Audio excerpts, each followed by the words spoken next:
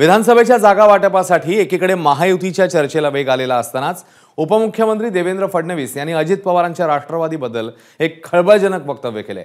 एका मुलाखतीमध्ये बोलताना त्यांनी लोकसभेत शिंदेंच्या शिवसेनेच्या तुलनेत अजितदादांच्या राष्ट्रवादीची कमी मतं भाजपला मिळाली असा गौप्यस्फोट केलाय।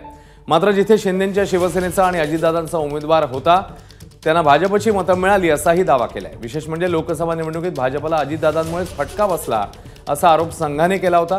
तसंच भाजपमधूनही काही नेत्यांकडून राष्ट्रवादी विरोधात नाराजीचा सूर उमटलेला होता आणि या पार्श्वभूमीवर फडणवीसांचं हे वक्तव्य महत्त्वाचं मानलं जात आहे।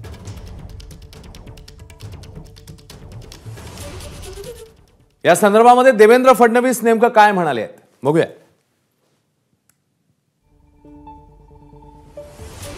एकनाथ शिंदेंच्या शिवसेनेची मतं आम्हाला जास्त मिळाली,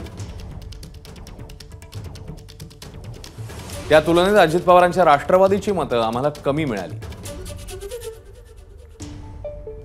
हे दोन्ही पक्ष एक प्रकारे फुटून निघालेले नवीन पक्ष होते।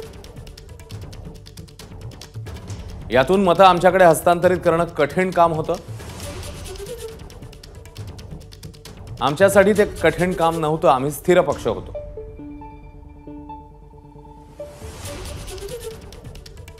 त्यामुळे आमची मतं आम्ही त्यांच्याकडे वळवू शकलो।